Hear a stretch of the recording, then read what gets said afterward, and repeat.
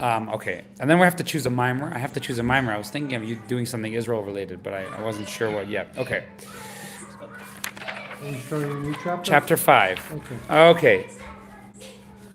Now we're learning the laws of Sukkah, ironically, and this is actually remarkable. Did you dance with the Torah, David? In Did you dance with the Torah in California? Yes. Which Chabad? I'm in California. I did in Flagstaff when I was there 2 weeks ago. No, dance with the Torah. Oh, with the Torah. No, I'm sorry. You danced on the sorry. No, I didn't dance with the Torah. All right, no, I'm just curious. I was just called for a minute. Sorry. All right, that's cool. My mind was. Which Chabad did you go to? We went to Los Alamitos. With Nice. Rabbi Marcus. Nice.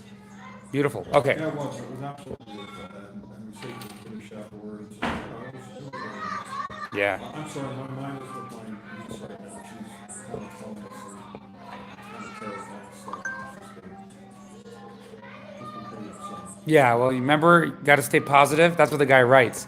He says, at the time of wars, if you want to see, the soldiers are all singing songs, dancing, and he said it's a time of war for us, so you have to stay positive. And he says, also, it's a time of war for people who are not, in Israel. It's a time of war for us, so we have to stay positive, and we have to remember that the memorials will happen, but after the war. Now is the time that we're all in a battle. We're all battling, and we're all, battling with ourselves. And it's very apropos. We learned this. We're learning to talk on Friday about the first Rashi in the Torah. Now, I want to note that the first Rashi in the Torah is all about politics. And as I said, the Rebbe of Yom Kippur War, he didn't speak about the mistakes of Israel in the beginning because it's not the time. We got to fight the war. Afterwards, Israel has to work out, their mistakes and has to come to justice. But what's notable in the talk there that we studied is the Rebbe said, what does it mean to us? It means that when we have our own personal opposition that tries to get us to stop doing Torah mitzvahs, whether it be our Yetzer Hara or somebody, we have to call out to it and say, it's God's world and I don't need to listen to you. So I'm sure if we do that, that will help Israel. Okay, Haschach shel Sukkah. Now, so the Sukkah contains 3 walls, we said yesterday. You have to have 3 walls. They have to be touching the ground or within 9 inches of the ground. They have to be underneath the roof of the sukkah. If they're not underneath, it's not kosher. What is considered underneath? Within 9 inches. That's what we said yesterday. 9 inches is 3 tfachim. I want to note that 3 tfachim, it's a dispute. If it's 9 inches, up to probably 14 inches. But there are different opinions in the Jewish tradition exactly how much a handbreadth is. Is it the average human being? Is it including the thumb like this? Is it in just the 3 fingers? So now we're talking about the roof of the sukkah. The schach of the sukkah is not kosher from anything. It has to be something which grows, which is cut off from the ground, which is not mekabel tumah, which cannot become impure. So there's the laws of pure and impurity in the Torah, which are very complex. But one of the details is something can only become pure if it's become a finalized product. So I'll give you an example. If someone who is impure touches a piece of wood, it is not impure because it's just raw material. If you take the piece of wood and you think it's a beautiful piece and you hang it up on your wall, now it becomes impure because it's a finished product, right? It's a finished product. It's no longer material. So that's kind of a far, so let's say it's fruits and vegetables. They don't become impure until they are ready for consumption.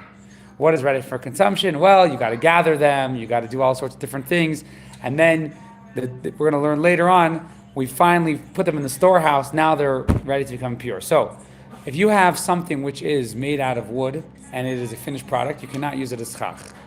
If you have something which is raw material, you could, yeah. Now, the Rama adds, it cannot smell bad, and it cannot be like falling apart. These are the laws of schach, and it's just interesting. We just learned, made sukkahs. This is the laws of sukkahs. Yeah. How does a piece of wood become impure? If it becomes a finished product.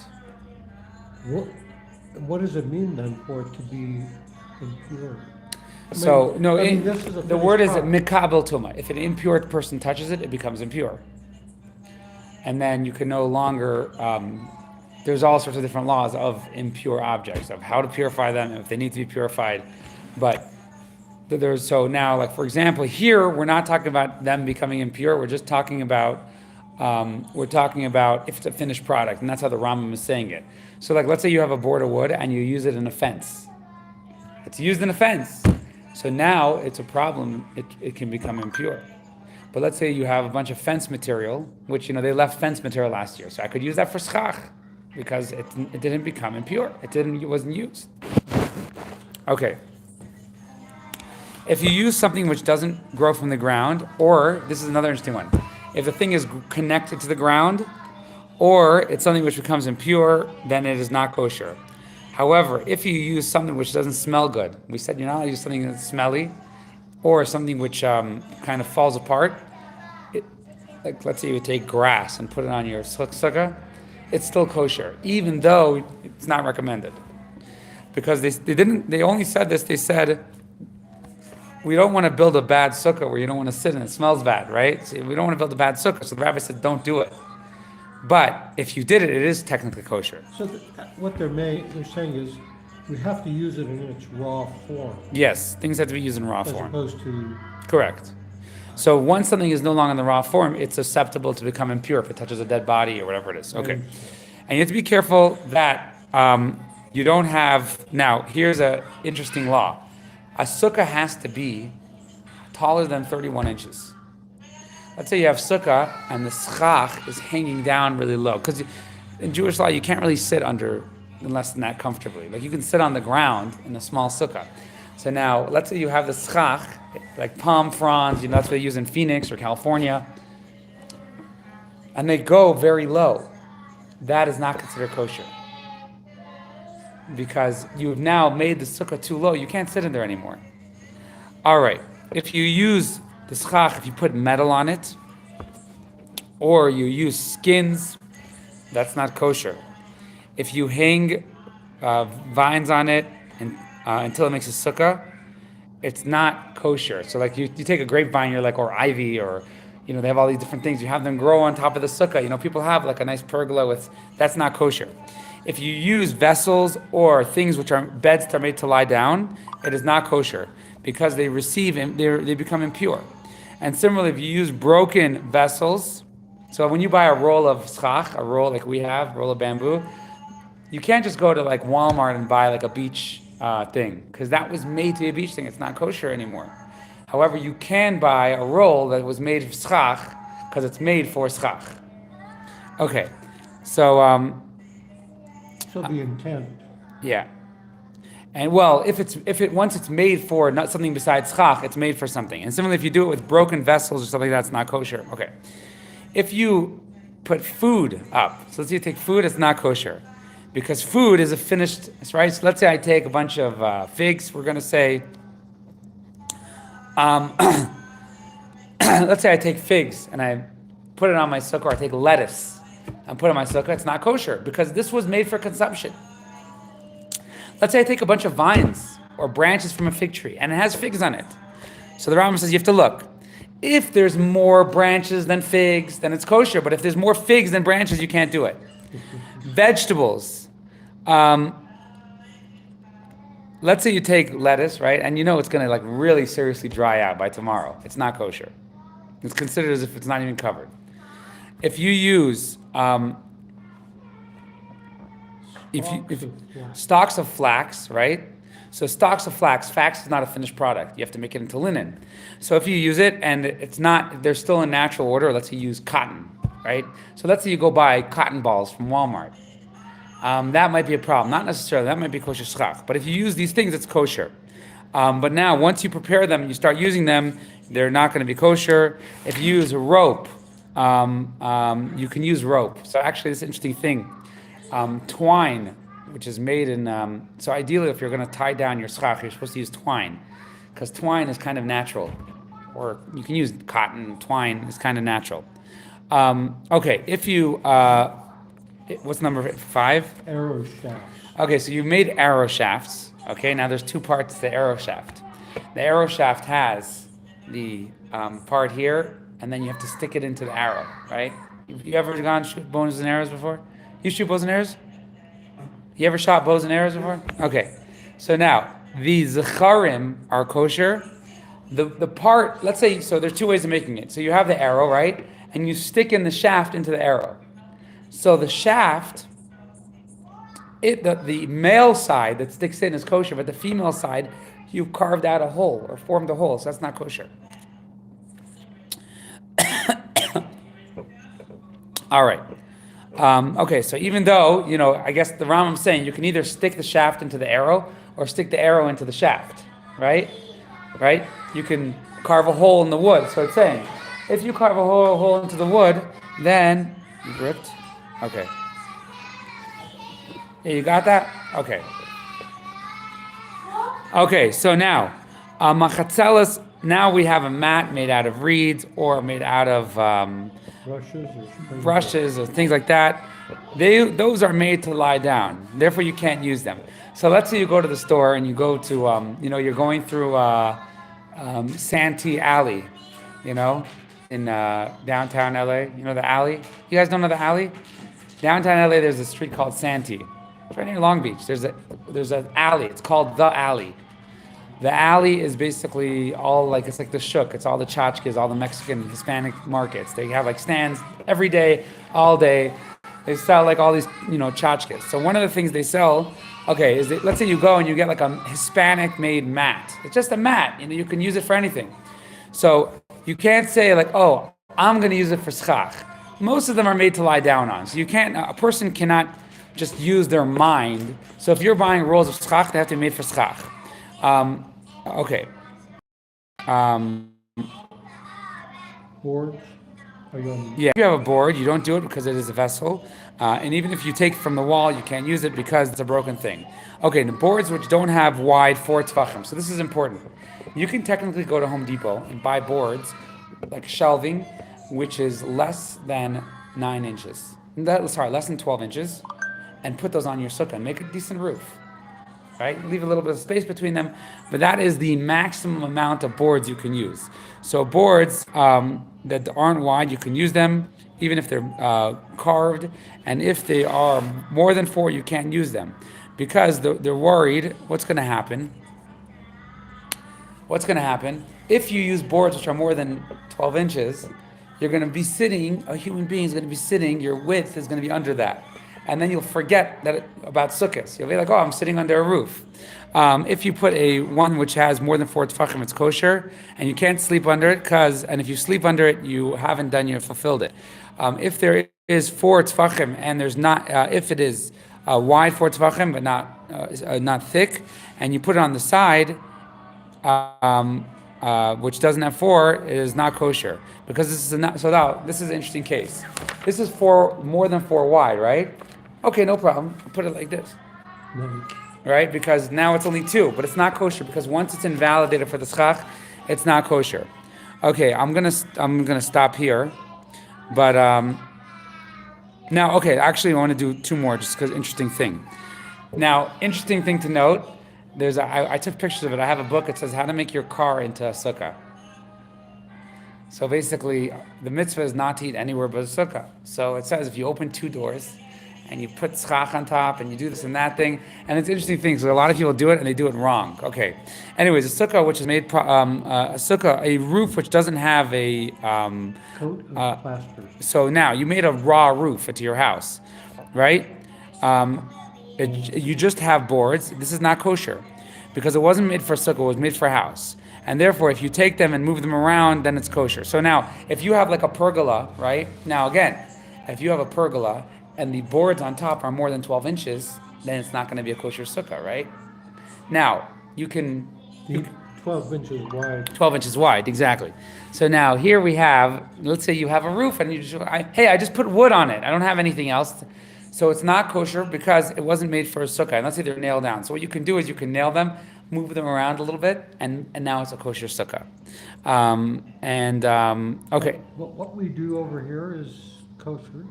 What? I have those Small beams. Those are narrow thin beams. pieces. Thin beam slats are okay. Fairing strips are okay for wood, for schach, because they're small enough. So there are people in the olden days, now it's not so common, people just buy rolls. Rolls have gone down in price, But it used to be, You have to cut down branches. You live in a place with not a lot of branches. People would actually buy in California. It was very common to buy redwood slats, and you cover your sukkah with those. Because that was the cheapest way back then. Now. Okay, let's just do one more. A sukkah which is made properly. You made the sukkah properly. Let's say you made a nice place to read outside in your backyard, and it happens to be a sukkah. It's kosher, even though you didn't make it for mitzvah. However, it has to be made for shade. So, like, let's say you made a shack because you like to read in the back of your yard and you want nice shade. That's a kosher sukkah. However, let's say it's a sukkah which is made by itself, so to speak. Automatically, there's a sukkah. Branches fell down, whatever it is, that is not kosher. It's not made for shade. Similarly, so this is let's say you have hay. This is an example over here. It's saying like produce, but let's say you have bales of hay, right? And you're going to go underneath 3 of them. That's not kosher. It's not made. Therefore, if you make dig out a little bit or you change it a little bit, then it's kosher. So that's actually a very interesting law. So are you saying that a sukkah could be a permanent structure? It could be a permanent structure, yeah. It could be a permanent structure, so as long as the roof is not permanent and the roof is made for shade. And so it's actually an interesting thing. You have certain structures which are permanent structures, and what you need to do is you have to just move the schach or do something different. Here it's saying take some of it out. You have to do an action to make it into a sukkah. Make it into a sukkah.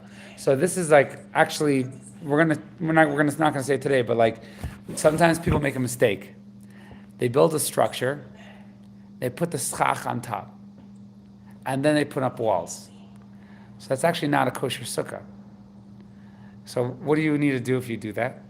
You have to go and move the schach around a little bit after the walls are up, because the schach has to be on a sukkah. So there are all sorts of different laws like that. It's quite a common mistake, because if you have a sukkah made out of poles and you're going to put fabric, it's easier to put the schach on top when you can maneuver in and outside of the sukkah. You can easily go from inside to outside of the sukkah. Once you put the walls up, you're either stuck inside or outside. So these are, now, what you could do that though, and then what you do is you just move them around a little. All you got to do is shake them up a little bit, and that way it's as if you're re-putting up the sukkah.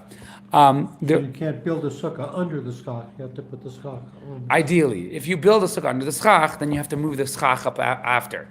There are a lot. In Israel, it's super common so Israel, you have all these apartment buildings where they put the balconies not underneath each other so everyone could build a sukkah. Again, according to Jewish law, you're not allowed to eat outside of the sukkah, right? You got to eat. They also have, all the hotels in Jerusalem and everything, a lot of them just build a permanent sukkah. But the roof still has to be made out of branches. Some of them, like fancy ones, it's uncommon, but once in a while you go to someone's house in New York and you see they have a living room or a dining room and there's branches on top. And they have a button they press and that takes the roof off. And then they have a sukkah in it. And that's very convenient for them. First of all, in New York, not everyone is blessed with a yard or backyard, and second of all, it's nice, it's your dining room, it becomes a sukkah. I was once in a shul somewhere, and I saw they had bamboo on the ceiling. It was bamboo.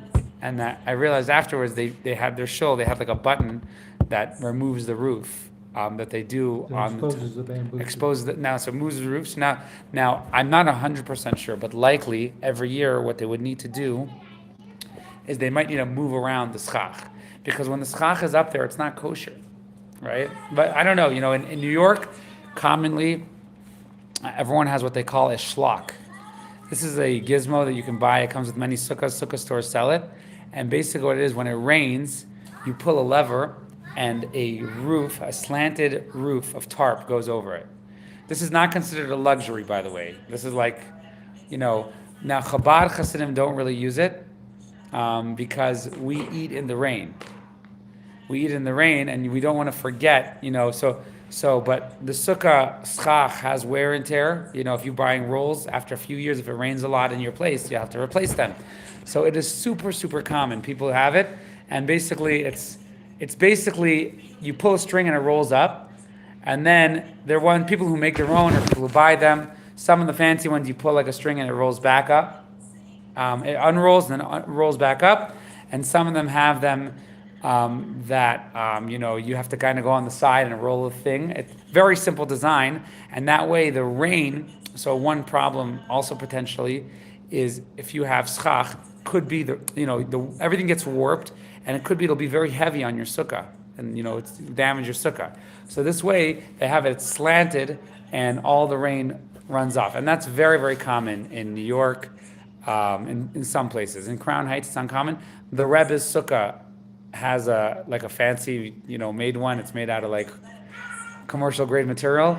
A lot of people just make it out of tarp or make it out of so that you have to be careful. After it rains, you might make a mistake and forget to roll it up, and you feel like you're in your sukkah, but you're actually not. So that's So interesting. when I was in California, Abby and I went to